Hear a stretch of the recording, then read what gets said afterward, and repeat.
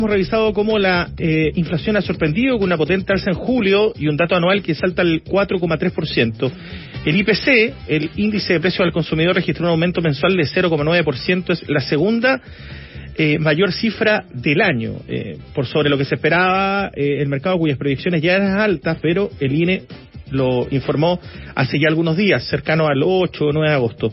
Y queremos saber cómo esto se puede interpretar, porque también se ha dado alguna alza en precios de alimentos, incluso la UEF en 350 pesos, hay algunos efectos para la economía nacional. Estamos en contacto ya con Rodrigo Palma, economista de la Universidad de Barcelona, docente UTEM, director ejecutivo de RPBM Consultores, que está junto a nosotros hasta ahora. Rodrigo, gusto en saludarte, buenas noches, gracias por tu tiempo. Hola Mario, ¿cómo estás? Buenas noches. Bien, gusto en saludarte, gracias por poder conversar con nosotros aquí en vivo en la radio. Rodrigo, primero, para partir la conversación, ¿cómo se puede interpretar esta inflación que ha dado una potente alza en julio y este dato que salta al 4,3%? Bueno, seguimos con esta tendencia, ¿verdad?, que nos mantiene alejados de la meta que tiene el Banco Central. Recordemos que el Banco Central tiene una meta que espera que el IPC, la inflación, esté cercana al 3%, ¿verdad? Esto lo que hizo fue aumentar un poco estas presiones, pero lo que esperamos es que no cambie la tendencia. Efectivamente, cabe recordar que hace 2 años llegamos a tener una inflación del 14,3%, entonces ha ido decayendo, y la última cifra, ¿verdad?, del 0,9%, está fuertemente influenciada por el aumento de las cuentas de la luz nuevamente, ¿no?, que es lo que no ha tenido el último, tanto el año anterior como este año, con este aumento importante en la inflación. Se debe mucho de eso al aumento de los precios de la luz. Ahora, bueno, el Banco Central tiene una meta. ¿Esa meta, tú dices que está difícil de poder cumplirse? Sí, este año lo vemos, o sea, lo que pasa es que la meta del Banco Central es que estuviera en un 3%. Ahora, para este año, el objetivo que se planteó era que estuviera bajo el 4%, y hoy día estamos en el 4,3%. Por tanto, debiésemos acercarnos al 4% a final de año, pero vamos a estar lejos del 3,5%, que era lo que se esperaba para este año. Claro. Ahora, Rodrigo, ¿cómo se puede interpretar esto? ¿Hay decisiones que se pueden hacer a nivel macroeconómico? ¿Hablemos de decisiones a nivel ejecutivo o más bien esto tiene que ver con escenarios globales que estén ocurriendo en la región, que estén ocurriendo a nivel planeta? O sea, hoy día aquí hay dos cosas fundamentales, ¿no? Tiene que ver una con que efectivamente en el mundo hay presiones inflacionarias, donde lo observamos después de la pandemia, ¿verdad? Se produjo un incremento en el proceso productivo, un incremento normalmente en los insumos, en el transporte internacional muy importante, y esto ha ido incrementando los precios. Además, nosotros internamente tenemos dos elementos. Uno, que nosotros hace mucho tiempo atrás teníamos un dólar mucho más bajo, hoy tenemos un dólar en los 940 pesos, 950, está fluctuando por ahí, entonces eso hace que se nos encarezcan todos los bienes, ¿no? Entonces, efectivamente hay un proceso inflacionario internacional que tiende a que la inflación sea un poquito mayor de lo que existía hace 5 años atrás. Eso por un lado. Y además, insisto, si bien Chile ha hecho todo lo suficiente para intentar mantener controlada la inflación, el hecho de normalizar los precios de las cuentas de la luz fundamentalmente es lo que nos ha empujado un poco más arriba de la inflación, pero está lejos de ser una inflación desatada. O sea, claro, está más alto de lo normal, pero está bajo un control importante que tiene el Banco Central respecto a esto. Ahora, el Ejecutivo tiene poco que hacer. Básicamente tiene que controlar el gasto fiscal, que es un poco lo que se está discutiendo, pero no hay mucho que hacer respecto a la inflación, en este caso desde el gobierno. Claro, hoy día estamos hablando del gasto fiscal. Hay algunos países de la región, incluso donde, bueno, el caso de Argentina, ¿no?, que es un caso, más bien el caso de Milei, ¿no?, con este recorte importante que ha hecho como para intentar mejorar el tema de la inflación. Tengo entendido que tiene algunos números que han ido bajando incluso, pero por eso te preguntaba lo de la región, que es importante ver cómo los países reaccionan frente a todo esto, al contexto también que ha ocurrido con Rusia y Ucrania. Hoy día justamente había una reunión donde uno esperaba que se iba a dar algún digamos, tregua, pero finalmente eso no ocurrió. O sea, el conflicto sigue latente. Por lo tanto, la guerra, yo me imagino que también, de cierta forma, generó algún impacto desde 2022 en adelante, ¿no? Sí, efectivamente, me generó un impacto importante. Recuerda que hace un tiempo atrás generó un impacto muy grande, fundamentalmente en el precio del aceite, sí, en el precio de la harina también, nos generó un impacto importante. Ahora ese impacto fue disminuyendo a través del tiempo y ya está internalizado, digamos, se produjo un aumento en los precios de esos productos y ya está internalizado. Entonces, hoy día lo que tenemos son variaciones, por eso que estamos cerca de este 4,3, el mes pasado estábamos en un 4,1, entonces hablamos de una presión inflacionaria, pero no hay un proceso inflacionario importante, digamos, está bastante controlado en Chile, y efectivamente la región está lejos del manejo que tiene Chile respecto a esto, ¿no? Sí. Especialmente como lo mencionaba Argentina, que llegó a tener inflaciones muy altas, si es cierto que ahora ha logrado reducirla, pero estamos en realidades absolutamente diferentes las que tiene Chile con las que hay el resto de Sudamérica. Sí, siempre es bueno revisar lo que ocurre en otras partes, porque los chilenos somos buenos, digo, es una opinión personal, pero somos buenos para de pronto decir, bueno, está muy complicado el panorama, pero claro, uno revisa en otros países de la zona que de pronto la inflación ha crecido muchísimo, y uno logra ver que el impacto en Chile al menos ha sido, como mencionas tú, está cerca de las expectativas. Ahora hablemos un poco del alza de la UF, ¿no? 350 pesos, que esto también, bueno, casi siempre la UF va subiendo, pero ahora, ¿ves algo extraño allí o más bien va en sintonía con lo que ha ido ocurriendo a nivel del IPC? Es que la UF se actualiza a partir de la variación del IPC, por tanto y como tuvimos el IPC el último IPC de julio, que fue un 0,9%, tenía que ser mucho. Recordemos que el IPC de junio había sido negativo, por tanto ahí observamos un descenso en la UF, entonces la verdad es que está dentro de lo que se podría esperar. Insisto, nos gustaría una inflación un poco más baja, porque de esa manera también debiésemos esperar que el Banco Central actuara para disminuir un poco más las tasas de política monetaria y poder reactivar un poco esta economía que está creciendo a tasas bajas, pero lo más relevante es que tenemos altísimas tasas de desempleo. Yo creo que eso hoy día es muy preocupante. Se necesita recuperar el crecimiento económico, porque solo de esa manera vamos a poder generar mucho más y mejores empleos. Claro, también hemos visto cómo el desempleo se mantiene en tasas. El desempleo en Chile ha sido un tema relevante, también el tema de la formalización del empleo, ¿no? Ese es un tema que también es una materia que me imagino que hay que ir mejorando. Claro, exactamente. O sea, la última cifra de desempleo, que es del trimestre abril-junio del año 2025, es de un 8,9%, muy alto para un país como Chile, y efectivamente la tasa de ocupación informal, es decir, la gente que no está con un contrato laboral, es de un 26% en ese mismo periodo. Entonces, efectivamente es muy alto. Entonces, hoy día lo que tenemos que atacar es generar mayor empleo, y una vez que generemos mayor empleo, buscar que esos empleos evidentemente sean formales, porque eso implica que estas personas también van a tener derecho a salud, van a poder cotizar para su vejez, ¿verdad? Y eso es bastante importante, porque porque si no después va a implicar un gasto importante para el país. Mira, yo estaba revisando acá, claro, entre abril y junio, según el INE, la tasa de desempleo subió 6 puntos porcentuales hasta el 8,9, como mencionabas tú, en comparación al año pasado. O sea, estamos hablando 6 puntos que no es menor. Y lo que ocurrió con el desempleo femenino, que se registró un alza de 9 décimas hasta un 9,9%. De hecho, en la región metropolitana, por ejemplo, subió a 9,5 y se registró una destrucción de más de 20.000 puestos de trabajo. O sea, estamos hablando de 20.000 personas que se quedaron sin trabajo en este último abril-junio. ¿Cuál debiese ser, según tu perspectiva, algo que pudiese ayudar, digamos, esta última parte del año ya, el gobierno ya va un poco de salida, ¿no? Se está generando toda una expectativa respecto a la campaña, porque acá lo político también influye desde el punto de vista de los programas económicos, ¿no? De la apertura o no, del gasto fiscal o no, las propuestas que tienen cada uno de los candidatos que hasta ahora estarían yendo hacia la moneda. ¿Cómo lo ves tú? Yo creo, finalmente la economía siempre depende de la política, ¿no?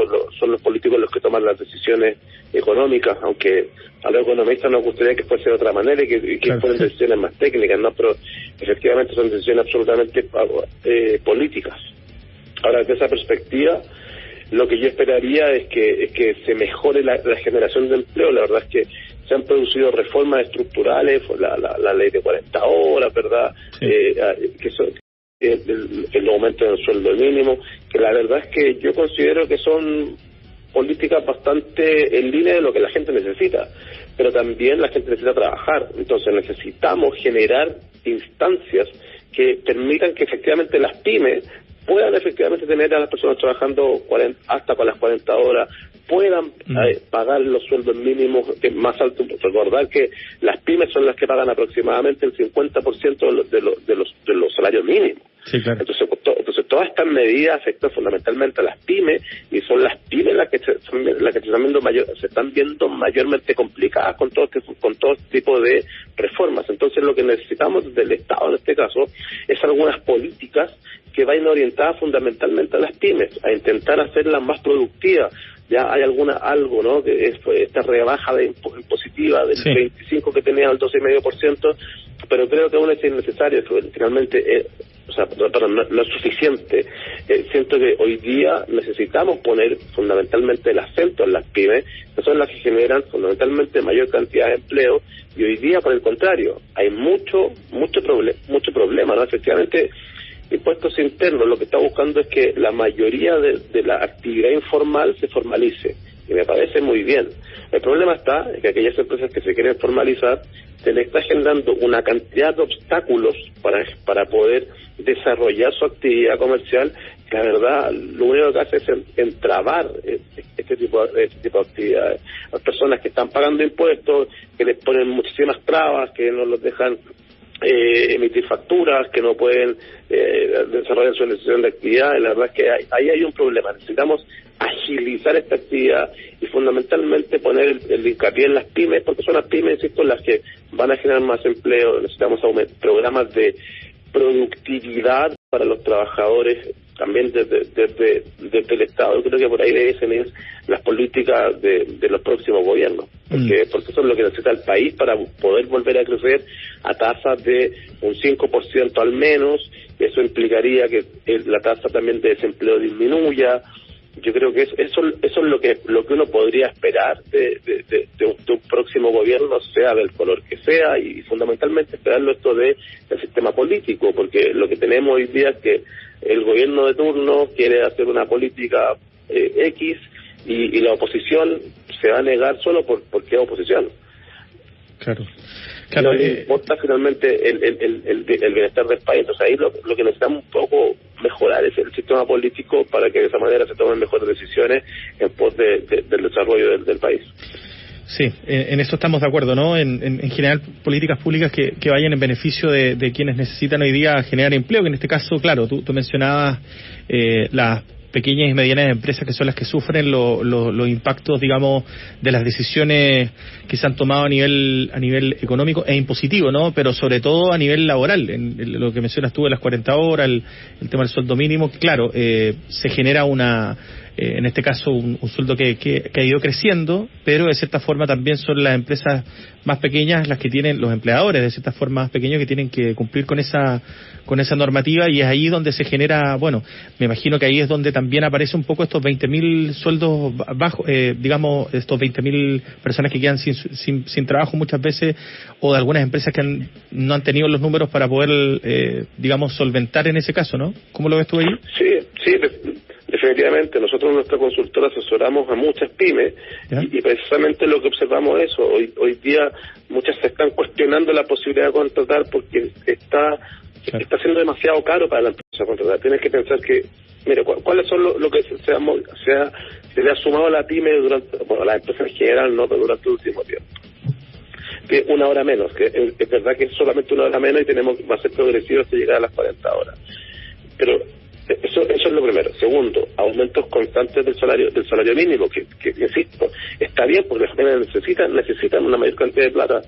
Y tercero, hoy día la reforma previsional le agrega un 1% a partir del mes de agosto, ¿verdad?, de los salarios. Entonces, claro, eso va generando una sobrecarga sobre las pymes. Pymes que, insisto, luchan día a día por sobrevivir, que tienen normalmente problemas de caja, que tienen problemas de administración. Entonces, y son las pymes las que generan aproximadamente el 60-70% del empleo nacional. Fíjate, lo que nos pasa normalmente es que la discusión, cuando se producen estas discusiones laborales, es como si el 90% del empleo lo generaran las grandes empresas, y no es así. Las grandes empresas generan un porcentaje bastante bajo del empleo, un 30%. Entonces, cuando esta discusión como que se basara trabajar en eso, y la verdad es que debería ser mucho más, muy diferente, porque la mayoría del empleo lo generan pymes que hoy día tampoco tienen acceso al crédito, pymes que están viendo que sus productos se están vendiendo menos, pymes que ven que sus costos están creciendo, en costos me refiero a los costos de los insumos, por lo que hablábamos anteriormente. Sí. Si yo importo, antes por ejemplo yo hacía una importación y un transporte internacional me costaba $1,000, hoy día me cuesta casi 3,000, antes se demoraba un mes, hoy día se puede demorar hasta 3 meses. Entonces, todas esas cosas van generando una mayor carga financiera para las empresas, claro, ¿verdad? Y hoy día se encuentran con que contratar a una persona implica un costo mayor, entonces muchas veces se lo están pensando.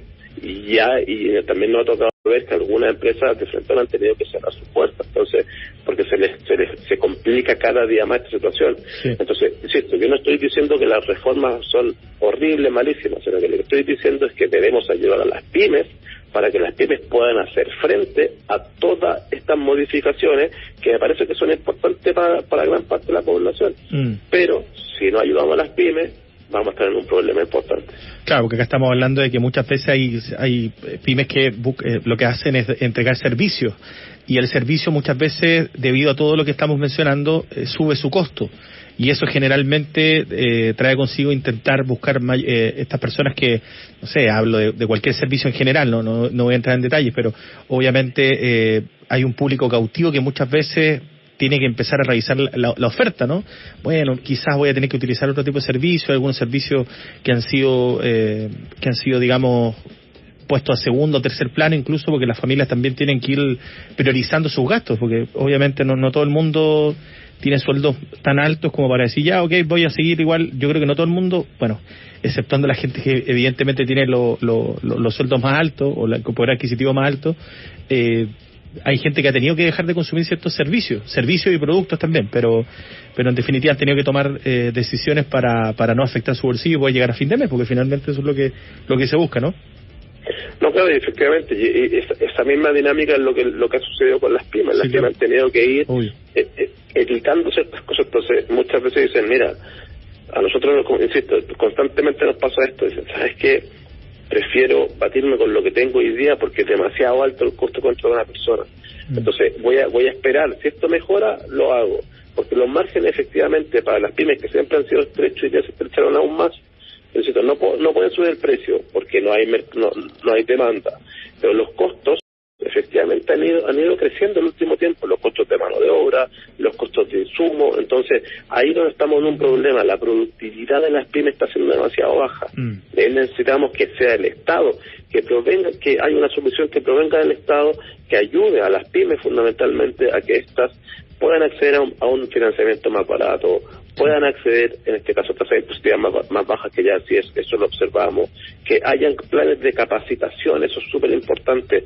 Si bien es cierto que se pone a disposición un plan de capacitación, debe ser mucho más potente, cosa que los trabajadores sean mucho más productivos. Eso es una de las cosas que nos falta al país como estructura, ¿no? Como una de las grandes reformas estructurales que necesitamos, que nosotros, los trabajadores nacionales, seamos mucho más productivos, y esto es lo que nos va a llevar a poder crecer a tasas mayores del 4 o 5%.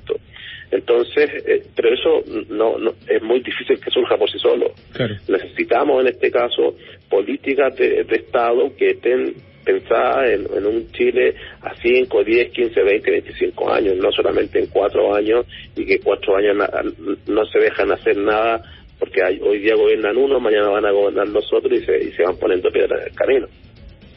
Bien, bueno, ya nos queda bastante claro el panorama. Rodrigo, muchísimas gracias por haber conversado con nosotros, te mandamos un abrazo, gracias por tu tiempo y por tener la posibilidad de poder conversar con nosotros hasta ahora en la radio. Gracias a ti, Mario, que estés muy bien y muchas gracias por la invitación. No, por favor, a ti. Ahí estábamos con Rodrigo Palma, economista de la Universidad de Barcelona, docente UTEM, director ejecutivo de RPBM Consultores, que entrega algunos detalles respecto, bueno, a la inflación. Queda bastante claro, ¿no? El tema de las pymes, la forma de poder ayudar a quienes generan empleo también en nuestro país. Parte de lo que conversamos hasta ahora aquí en Hoy en la Radio. 9 de la noche con 52 minutos.